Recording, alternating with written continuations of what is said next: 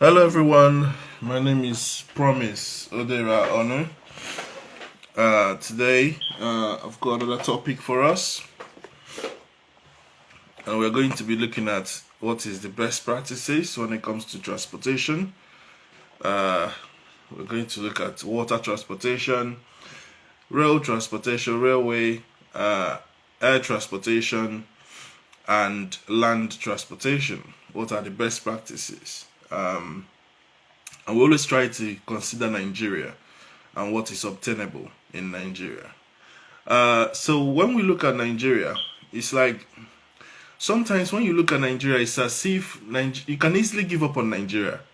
Nigerian problems can sometimes, when you start looking deep into Nigeria, you can start feeling like Nigeria is nearly irredeemable, honestly speaking.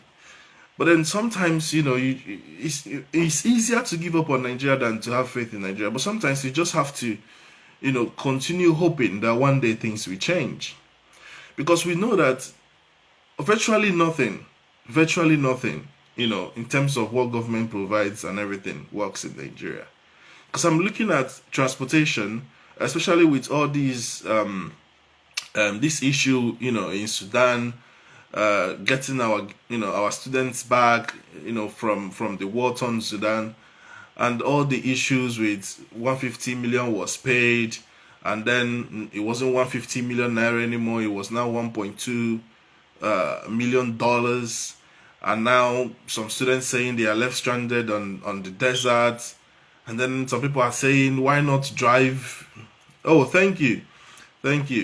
Why not drive from Sudan to Nigeria? Why do you have to go to Ethiopia? Then I saw news that Ethiopia did not allow us to come in. And then the foreign minister said earlier that Ethiopia always welcoming. So we don't know exactly what to believe. But all we know is like when this guy came on channels, one of the embassy staff in Egypt that was supposed to receive some of these Nigerian students was saying, oh, there was no issue with the bus. And then the channel's anchor was like, no, you can't dismiss it. There was video coverage by the students saying that the drivers had to take, some of them said the drivers had to take their passports for insurances because they've not been paid. Meanwhile, money have been sent. So Abike, the woman that was insulting people on Twitter, now said any issue was fixed. So do we have to have an issue before it is fixed? Are we playing with people's lives? These are our children out there, in war-torn Sudan. When other countries have, done the needful, after weeks, we are still here trying to.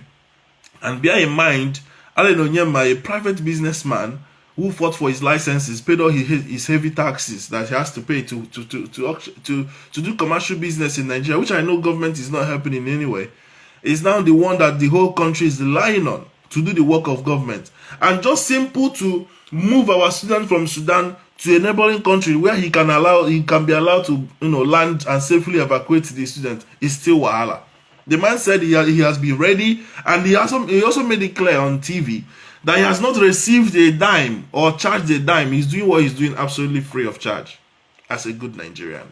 I don't even want to start going into the ethnic sentiments or whatever, because I think somebody has to be the bigger man in all this. We can't start rubbishing ourselves in front of the world. Somebody has to take up the mantle to play the more matured people, so to speak. So we'll leave it as that. We are trying to save the image of the country and also to show, how strong we are as a people. And then you hear things like there was picture evidence that money has been released. So why then are now pictures of students saying, or videos of people, students saying that they are sleeping in the university? Meanwhile, the 40 buses, I don't even want to start going into the calculations of how, they got about 150 million for 40 buses. You are trying to evacuate 5,500. I'm sure that figure came up because they are trying to use that figure to get money from government, which they have now gotten. Immediately they got money from government, the number started reducing. It is no more 5,500 people. It became 3,600, like the man was quoting today on channels. Before, they said it's only 40 bus. 40 bus with capacity of 60 people. If my mathematics is right, it's not up to 5,000 or even the 3,006. So are you going to leave some students behind? We know people who have means of leaving the country will leave, but we're talking about students. Where are students gonna get means? And don't forget, there is no commercial airline. It's a war-torn place. That means there is no official landing. The airspace is closed unless you are bringing a military jet and warning them that you're going to land, sending your whatever, which Nigeria is not doing. Nigeria is not deploying any military boots on ground. So let's face it, right? The issue was corruption. The issue was corruption. And also, Nigeria does not have an official aircraft. Nigerian Airways is as good as dead. We managed to keep Nigerian Air Force One for the president and a few jets in his fleet, but that does not go past the presidency. So when we talk about our capacity as a country, we are incapacitated. We are limp. We are crippled. We have to wait on a commercial airline to take Nigerians at zero cost for our shame to be redeemed abroad. And it's a very, very big shame. It's a big, shameful thing. Let's talk about water transportation.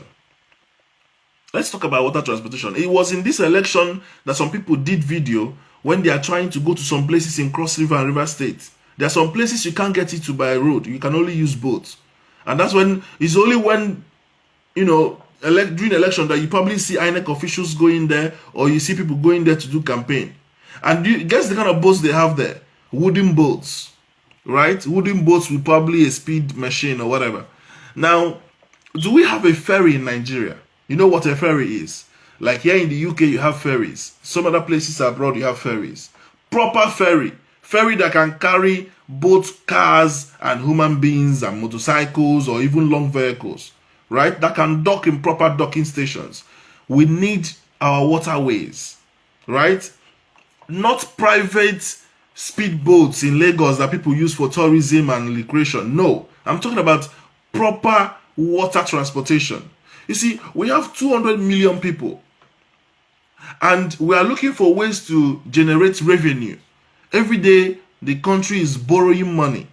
And we know we can harness some of our potentials and do the needful that every other people in the world are doing, which are best practices everywhere, and generate revenue from those places. But no, our greedy, corrupt politicians will not do that. Rather, they will steal the money, build empty properties and real estate in Abuja and Lagos and what have you, and leave it empty. I just finished watching The Honest Bunch by Nedu and his team. And I honestly want to appreciate Nedu and his team. I watch them weekly. And it's becoming very educative week in, week out now. I really want to commend their work. They had a gentleman there who was a very young man. Good morning to you, Monica. A very young man that came on there. I think he was in BBN or whatever. I don't watch Big Brother. I used to watch it. I think the last one I watched was the one Utimachuku won. But I just felt like I don't have any interest in the show anymore. But then this guy, sounds like he knows his arts are together. And he reviewed some very shocking things, right? So you've got properties that are empty properties, even high-rising buildings in Nigeria, which of course he also reviewed that most of these financiers of these real estates are from real estate wealth, and nobody is doing anything about it. So Nigeria is as if when you know too much, you will know that literally everybody is in that cobweb of corruption and evil, and sometimes it's as if you cannot be the single good man in a multitude of sinners, and that's the situation with Nigeria. So instead of putting all this money in real estate, why not somebody say, okay, fair enough, why not I invest and buy ferries? Yes, you stole money. Let it be your private company, but invest and buy ferries, build docks, let people be able to transport themselves, all those riverine areas, right, in the south, from Akwa Ibom to Calabar to all those Bayelsa areas and everything. Build proper, because number one, their water are very bad, what do you call it, polluted with oil spillage and everything. Why not we build proper docks and proper ferries, okay, which can also help, people moving to those places, be it tourism or business or whatever. I don't want to talk about air. I've already spoken a little bit about that. As a nation, we are losing millions of dollars, billions of dollars since Nigerian Airways stopped running. And we are wasting it on other countries who are providing these services for Nigerians. Nigerians are traveling a lot. Nigerians travel a lot. A very good percentage of Nigerians every day, there's so many flights that are landing in Lagos and in Abuja, and they are using other African countries' airline, and we want to claim we are giants of what? Of Africa. No. Ethiopia, Royal Air Maroc, Egypt Air, constantly landing in Lagos and Abuja. We are busy building airports, but we don't have an airline. Royal Air Maroc is owned by the government. Ethiopian Airline, most airlines are owned by the government. And these are not things that we don't used to have. These are things we used to have. So are we retrogressing? Of course. Who is going to save us from this nightmare? And people are busy stealing money. And these are things they use for campaign every time. And one other thing that is very shocking that I learned from this podcast I just watched. One of the reasons why I started doing this thing I'm doing now, this talk show I'm doing every day is maybe it's not going to be every day, but for now I'm just doing it as every day as I have time. It's from that honest bunch when Mr. Foy came. So I saw the need that Nigerians need to be influenced, and this is why I'm adding my voice. Because the thing is, but then you hear some things, like I just heard from that podcast, that some roads, people want to do it, like individuals who want to do roads, like Obi Kubana did his road in Alo, in Oba. Some people did their roads, some big men want to build the road, but then you have to settle the government to build the road. That means the government are hampering development. They are trying to stop. They are now an obstacle to the people getting development. I don't know if it's a law or if it's just a rule of thumb or if it's just a verbal consensus. I don't understand. Why would an individual want to develop a road or tie a road that is leading to his compound or to his village because he has wealth, and then government will say no, you can't do that when they're supposed to be applauding you? Look at Senegal. Look at what Mani is doing, building a whole city. Look at what Akon is doing. Imagine if their government come and say, no, you can't do that. And I think I heard P Square say the same thing. That they've tried to do something similar and government said no. If a state government wants to build a federal project, federal government will say no. So that's why when you look at Nigeria is almost irredeemable. Because the most unpatriotic people we have is our politicians, those in power. They are the ones fighting Nigeria's progress tooth and nail, that we must remain the way we are. So our transportation by air is zero. Transportation by water is zero. What does it leave us with? Railway. Now our railway, the same company, China, that built railway for us, built railway for I think Ethiopia or so. The place they gave us, we are older than the place they gave to Ethiopia. Excuse me.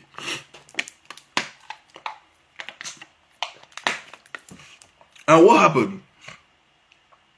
The money that we paid for the railway was even more expensive than what Ethiopia paid for their newer trains. And Chinese government said they can easily hand over to the Ethiopians because they know what they are doing and they can look after their infrastructure more than Nigerians. In fact, in our own case, Buhari said no, they will not allow Nigerians to maintain this. That Chinese have to stay and maintain it for so and so years. And guess what happened? The kidnapping on the train happened. And they have to shut it down for a while. And that same railway did not touch Southeast. Now they've restarted the train line where that terrorist attack happened, right? I think that is started. But of course, that issue there, we make a lot of people not to use that railway because it's 50-50, anything can happen to you. Immediately that happened, Rotimi Amechi was the minister that built it. The first thing he said is that I told government they should release money so we can do this and build a CCTV, blah, blah, blah, and they refused. So he came on air to do blame game when people have been kidnapped, and that's a sitting minister.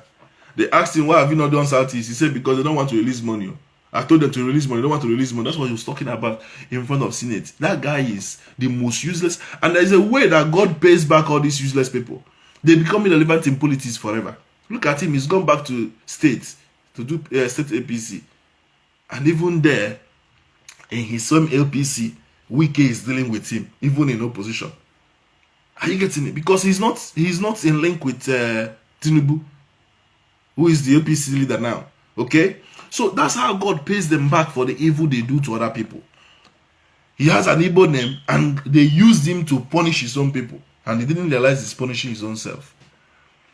He managed to build something in Rivers there. I think he's I think Buhari commissioned it. It was as if it's for the security of the waterways, to monitor, the I've forgotten what it's called, but it's like a security team that he built, like I think it was boats and stuff that they can use to sort of monitor what is going on in the waterways, the waterways in the Rivers. So that one is there. But what we are talking about is the commercial water transportation. We don't have any.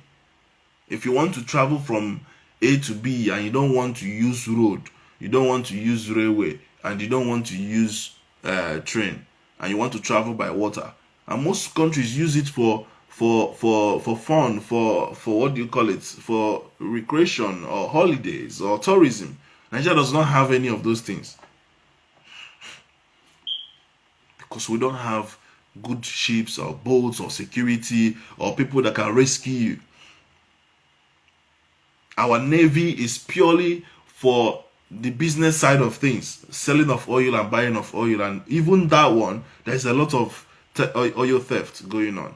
So when you look at all these things, it seems like Nigeria is irredeemable. Where are you going to start? Now let's come back to the only one we have, which is the land transportation. Which federal road can you say is 100%? From Enugu to Onitsha, not completed. Over how many years?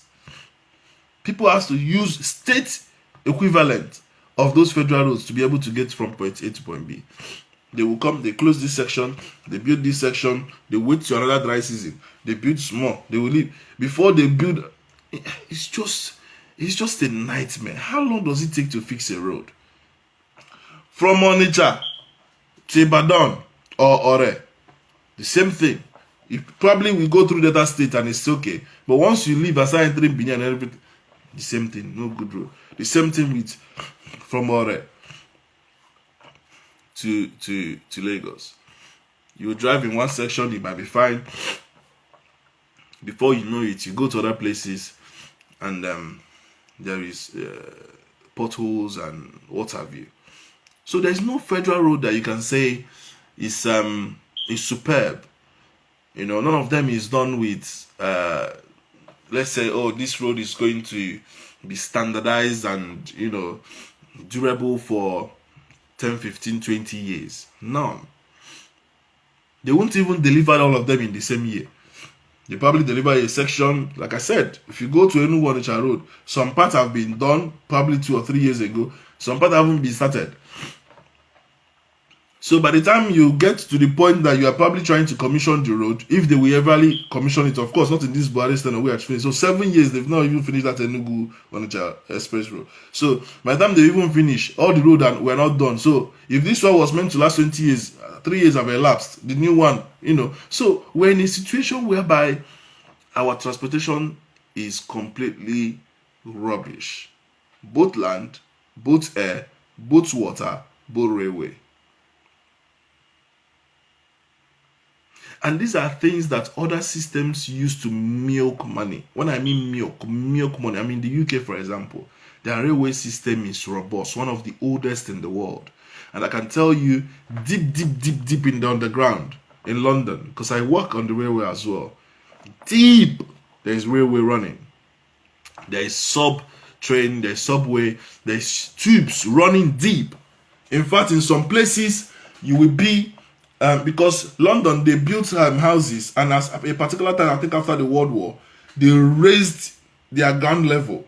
So some places, they are 2-story, flat number 2, or their second floor turned to be their ground floor. And then when you go in there, you go underground. So in the eventuality of anything, people can hide under. So because they raised it, A lot of London houses, you will be on the ground like this, you'll be seeing window. Yet there is no flood though. You can't see flooding anywhere. Even with, so that's the level of sophistication that they built. But the most important thing is that if you go to some hotels in London, because I used to work in hotels when I newly joined the country, when I newly came in the country, I was doing menial job, doing cleaning in hotels. You go to some hotels, you go to their swimming pool on the ground level or basement, what they call it is basement. You will see swimming pool. On the swimming pool, under the swimming pool, you'll be hearing train movement. And in fact, if you look at the London tube map, some lines are under some lines. That means if this is a line, a tube line, another one is going here, another one can still be going here. So there is so many levels of deepness in terms of this railway. Nigeria, we don't even have ordinary surface train. The one we have is still using gas, abi diesel. We're talking about electrical powered. Am I talking about powering trains when even houses are not powered in Nigeria? You've not even solved. So Nigeria is like, in the world, Nigeria is one thick bush village. In the whole world, Nigeria is like a forgotten desert, like an Amazon, like very deep enclave. We don't even have the basics. If you want to do big man in Nigeria, you have to provide your own light. Some estates ahead are paying premium to get 18. That's why even a poor person in the UK has a better standard of living than a very rich person in Nigeria. You don't have roads. Where are you going to drive your Porsche car in? If you want to fly, they will be cancelling flights up and down. Somebody that wants to fly here that has gone where he's going. Everything is timed. Your boss is timed. If you want to go out, 30 minutes, boss is there 30 minutes. If you miss it, they will tell you the next one is coming in 5 minutes. 5 minutes, you don't stop there. Everything is timed. Train timed, plane timed. Even in the worst adverse weather, they will still fly. Nigeria, you go to fly. It don't happen to me many times. They go say Enugu, there is no visibility. I go they look window like this, visibility full everywhere. They go say pilot no they see. They go carry us, they go away. They go drop you for that. So you look at Nigeria as a system, you know that people that are supposed to make things work are intentionally killing the country. Nigeria is supposed to have a by now, 63 years, with the kind of money that these people are stealing, amassing. Instead of building real estate that is empty and leaving it, unmanned, nobody is living there, nothing, wasting money. Why not invest in waterways? We're supposed to have water transportation. Those people that live in all those riverine areas, that is only when you need their votes during election that you probably go there and see that people are living there. We are supposed to have ferries that will ferry their cars, and those ferries are supposed to be free. Yes. If you go to Woolwich Ferry now, Woolwich Ferry is free. When I came to this country, I was living in Plumstead, going to school in Barking. So I used to use the ferry for free every morning to transport to the other side of the docklands and get the bus to go to school. It's free. Cars, we got on it. And if there's going to be closure, they will announce it. So we're supposed to have water transportation. Right? Yes, ferries can be free, but they also have some boats that you have to pay for. If you want to travel, say for example, from Barking Riverside, you want to go to Canary Wharf, you pay for that and get into that. Because you don't need to come out and start going into the hinterland to start getting on the train when you can easily use the Thames water pier. You'd have landed in the city. That is the thing, because we need to decongest the road so that people can easily be moving from A to B. This is why there is always traffic everywhere. One little accident, millions of people will die. A lot of people, there will be a lot of casualty, because in the roads, there is so many, it's so busy. It's extremely busy. A country like Nigeria that have mega cities in Kanu, Abuja, Lagos, Port Harcourt, Enugu, Onitsha, supposed to be linked by train. Normally. And I'm not saying these things have not been there before. When the colonial masters were there, they built all these things and handed it over to us. We wanted independence, We're not ready. They made mistake. They would have held us longer. Everything they built for us. If you go to Enugu now, you will still see the train tracks that the colonial masters built. You will see the train tracks. The train that they are telling you that they built, that Rotimi built, is those old one that they revamp. They didn't build a new line or whatever. Did they even have the plan?